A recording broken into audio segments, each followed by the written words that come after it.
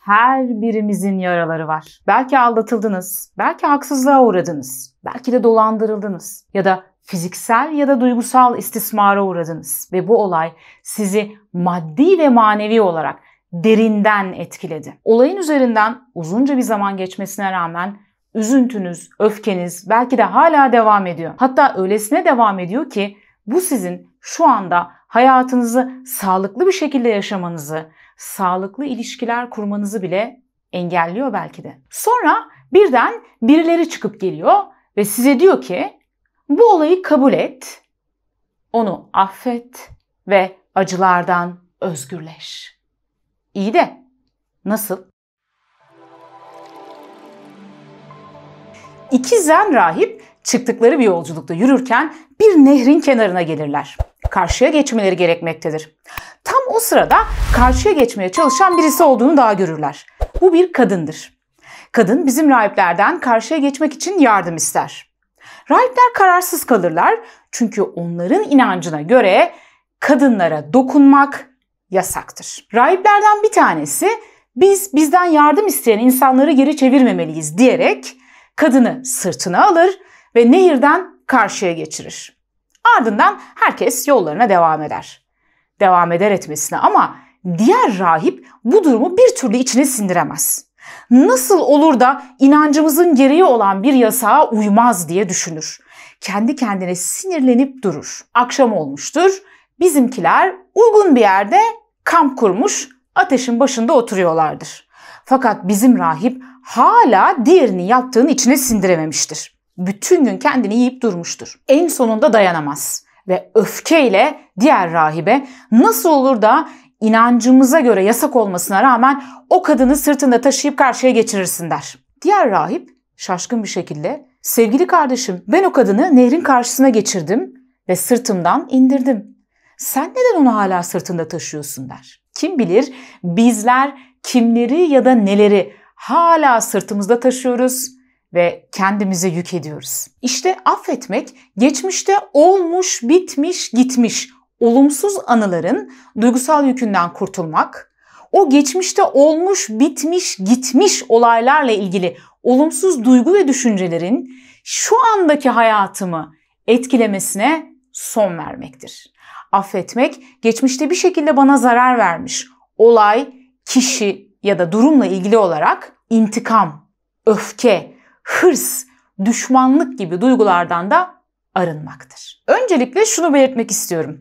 Benim burada bahsedeceğim affetme, efendim işte birisiyle ilişkim vardı, bir hata yaptı, işte beni aldattı, bir şeyler oldu, şimdi geri geldi, acaba onu affetsem mi, affetmesem mi, onu tekrar hayatıma alsam mı, almasam mı tarzı bir affetmeden bahsetmiyorum. Benim bahsettiğim affetmede o kişiyi tekrar hayatınıza almak zorunda değilsiniz. Dolayısıyla farklı bir konudan bahsediyorum. Benim bahsettiğim affetmede geçmişte yaşanmış bitmiş ve gelecekte yaşanması çok da mümkün olmayan fakat hala bir şekilde sizi duygusal olarak etkileyen olaylardan ya da kişilerden bahsediyorum. Şimdi affetmek ama ya nasıl affedeyim? Bana onca yaptığını görmezden mi geleyim? Affedeyim de yanına kar mı kalsın? Affetmek ama yani şimdi hadi affettim dedim affoldu mu yani diyebilirsiniz. İşte bunlara karşı öncelikle affetmek ne değildir? Önce bir onu konuşalım. O zaman zannediyorum konu birazcık daha netleşecek. Yaşadığınız acıyı reddetmek ya da size yapılan kötülüğü yok saymak, maruz görmeye çalışmak affetmek değildir. Hatta aksine birilerini affedebilmek için öncelikle ona dair duygularınızı tam anlamıyla, tüm gerçekliğiyle kabul etmeniz, görmeniz ve onun üzerine çalışmanız gerekmektedir. Yani birisiyle ilgili hala acı çektiğiniz ya da hala öfke duyduğunuz halde yok ya aslında artık acı çekmiyorum, yo ben onu unuttum, bir şey hissetmiyorum dediğinizde bu affetmek değil, bu bastırmaktır ve bastırılan şeyler eninde sonunda suyun yüzüne çıkacaklardır. O yüzden önce bir şunu bilelim, affetmek demek yok saymak demek değildir. Affetmek demek karşıdaki kişinin hatasını görmezden gelmek demek değildir. Affetmek bana yapılan hatayı ya da kötülüğü unutmak anlamına da gelmez. Çünkü unutmak demek benzer olaylarla tekrar karşılaşırsam önlem alamamak demektir. Yani ben bana yapılan kötülüğün farkında olacağım. Fakat bununla ilgili intikam, öfke, hırs gibi duygusal yükleri sırtımdan atacağım. İkisi arasında bir fark var. Aslında Thomas Szasz şu sözü bu ikisi arasındaki farkı bize özetliyor. Aptal insan ne affeder ne de unutur. Saf insan hem affeder hem de unutur. Akıllı insan ise affeder ancak unutmaz. Affetmek, karşı tarafı haklı göstermeye çalışmak ve bunu yaparken de kendine haksız konumuna düşürmek, çektiğin acıları yok saymak ya da kendini suçlu görmek demek de değildir. Aman diyeyim. Bir taraftan çektiğiniz acıların meşruiyetini de yanınıza alıyorsunuz. Fakat öteki taraftan da durumu olduğu gibi kabul ediyorsunuz. Affetmek, fedakarlık etmek ve karşı tarafın yaptığının yanına kar kalmasını sağlamak da değildir. Aslında affederek sizler kendinize iyilikte bulunmuş oluyorsunuz. Çünkü artık o yükü sırtınızda taşımıyorsunuz. Affetmekte artık karşı taraftan intikam dahi almak istemezsiniz. Aslında ona ne olduğu çok da umurunuzda da değildir. Üstad Nazım'ın da dediği gibi, bence artık sen de herkes gibi birisin dersiniz bir bakıma. Affetmekte sen şimdi ve burada kendi hayatına bakarsın. Ancak eğer hala onu cezalandırmak istiyorsan, onun kötülüğünü istiyorsan, ondan intikam almaya çalışıyorsan bu geçmişte olmak ve hala ona bağlı olmak demek. Hala şimdiyi, şu anı yaşayamamak, geçmişte kalmak demek. Affetmek uzlaşmak demek de değildir. Aslında uzlaşma ve affetme farklı şeylerdir. Uzlaşmada her iki kişinin de çabası gerekir. Her iki tarafın da çabası gereklidir. Ve belki de bir araya gelmek gereklidir. Ancak affetmede böyle bir durum söz konusu değildir. Affetme tek taraflı olabilir. Ve karşı taraftan herhangi bir beklentimiz yoktur. Affetmek için o kişinin illa hayatta olması bile gerekmez. Diyelim ki size yaptıkları yüzünden şu anda hayatta olmayan annenizi ya da babanızı affetmek istiyorsunuz.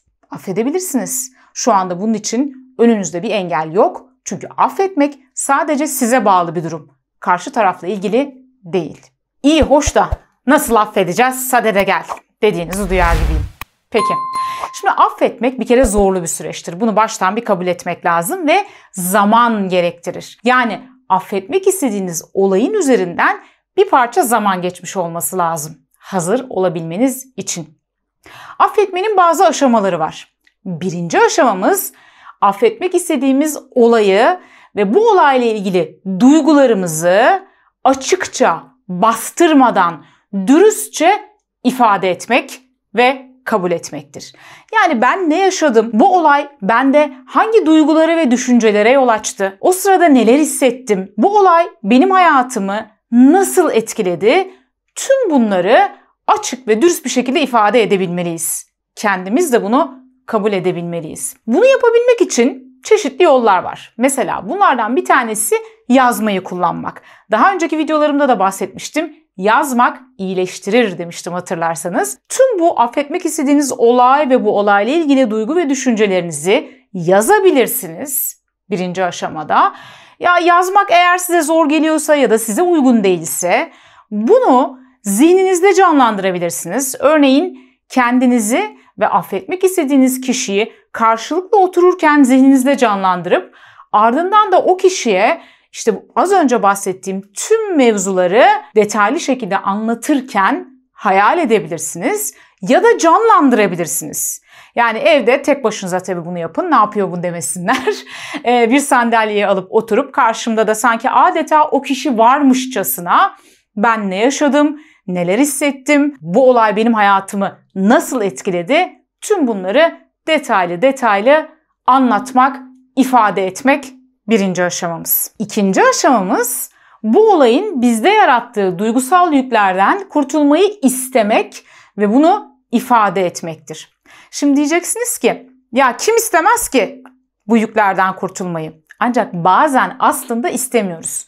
Neden biliyor musunuz? Çünkü affetmek aslında aynı zamanda bir vazgeçiştir. Affetmediğinizde o olayla ya da o kişiyle hala bağınızı koruyorsunuz. Affettiğinizde ise o bağı kesiyorsunuz. Gerçekten bu bağı kesmek istiyor musunuz? Önce belki de buna karar vermek gerekiyor. Eğer gerçekten bu bağı kesmek istiyorsanız o zaman kendi kendinize şunu söyleyin. Ya da yazın şu ifadeyi. Ben artık bu olayın ya da bu kişinin bendeki duygusal yüklerini bırakmaya, onunla bağımı kesmeye karar verdim. Bu ifadeyi sözel olarak da söyleyebilirsiniz, yazabilirsiniz ya da zihninizde canlandırabilirsiniz. Hatta bu aşamada zihinde canlandırmayı şöyle kullanabilirsiniz. Zihinde canlandırmanın gücünü kullanın dedim. Zihinde canlandırma nedir, nasıl işe yarar? Bununla ilgili detayları merak ediyorsanız şuradaki videoya bir göz atmak isteyebilirsiniz. Zihinde canlandırma üzerimizde oldukça etkili bir tekniktir. Zihinde canlandırmayı affetmede de kullanabiliriz demiştim. Bunun için rahat bir yere geçin ve gözlerinizi kapatın. Birkaç tane yavaş ve derin nefes alıp kendinizi rahatlattıktan sonra kendinizi bir uzay boşluğunda süzülürken hayal edin. Kendinizi görün ama. Yani zihninizde, hayalinizde o görüntüyü görün. Karnınızdan bir kordonla unutamadığınız olay ya da kişiye bağlısınız. Bunu da zihninizde görün. Bir tarafta siz, bir tarafta o unutamadığınız olay ya da kişi ve birbirinize karnınızdan bir kordonla bağlısınız. Bunu zihninizde canlandırın. Sonra cebinizden bir makas çıkarın ve seninle bağımı kesiyorum diyerek bu bağı kesin. Kordon kopunca o kişinin giderek sizden uzaklaştığını ve gözden kaybolduğunu görün. Bunu gerekirse birkaç kez yapın. Ardından gelen aşama biraz zaman isteyen ve belki de en zor aşama. Çünkü bu aşamada bize zarar veren kişiyle ilgili empati duyguları geliştirmeye çalışıyoruz. Yani o kişiyi anlamaya çalışıyoruz. Bunu yaparken o sırada hangi duygu durumundaydı? Nasıl bir ortamda yetişti? Nasıl bir psikolojideydi? Yaşadığı hangi olaylar onu bunu yapmaya getirdi? Bakın, empati kurmak demek ona hak vermek demek değil. Empati kurmak demek onu haklı gösterirken kendime suçlu çıkarmak, kendi mağduriyetimi küçümsemek demek değildir. Empati kurmak onunla aynı fikirde olmak demek değildir. Ancak onu anlamaya çalışmaktır. Perspektifimizi biraz daha genişleterek olaya dışarıdan bir gözle objektif olarak bakmaya çalışmak demektir. Biliyorum zor ama yapılabiliyor. İnanın çok daha zor koşullarda affetmeye çalışan insanlar dahi bunu başarıyorlar. Ancak dediğim gibi biraz çalışmak ve birazcık da zaman gerekiyor. Mağduriyet yaşanan olayın hemen ardından bu aşamayı tabii ki gerçekleştiremeyiz. Aradan muhakkak uygun miktarda bir zamanın geçmesi gerekiyor. Tüm bunlara rağmen evet bunları denedim ancak yine de yapamıyorum, olmuyor diyorsan ve gerçekten de bu yüklerden kurtulmak istiyorsan o zaman belki de bir uzmandan destek almanın vakti geldi de geçiyor bile. Bu anlamda uzman bir terapist, mesela Gestalt terapisi konusunda eğitim almış bir terapist sana bununla ilgili yardımcı olabilir ve bu süreci çok daha sağlıklı ve daha hızlı şekilde atlatmanı sağlayabilir. Aslında affedememek ve kafanın hep onunla ya da o olayla meşgul olması sürekli arkaya doğru bakarak öne doğru yürümeye çalışmak gibidir. Düşünsene, kafan arkaya bakarken vücudun nasıl öne doğru yürüyebilir? Geçmişte yaşadıklarını artık değiştiremezsin. Onlar yaşandı, bitti, gitti. Onlarla ilgili yapılabilecek hiçbir şeyin yok. Gelecek ise daha oluşmadı. Gelecek senin elinde. Onunla ilgili yapabilecek bir şeylerin var. İşte gelecekle ilgili daha güzel şeyler yapabilmek istiyorsan öncelikle şu kafanı arkadan öne doğru bir al ve o sırtındaki yükleri sırtından alıp kenara doğru koy. Sal gitsin onları. Kişisel gelişim, psikoloji, iyi hissetme ile ilgili, stresle baş edebilme ile ilgili konular eğer ilginizi çekiyorsa sizi kanalımıza bekliyoruz. Lütfen abone olun. Abone olduktan sonra bildirim zilini de açın ki yeni videolar yüklendiğinde size haber gelsin. Çarşamba ve cumartesi günleri haftada 2 yepyeni video ile sizlerle birlikteyiz bundan sonra. Yorum yazmanız benim için çok önemli. Yorumlarınızın her birini okuyorum ve yorumlarınızdaki geri bildirimler bize kanalımızı geliştirmemiz açısından yardımcı oluyor. Şimdiden herkese teşekkür ediyorum. Yeni videoda görüşmek üzere.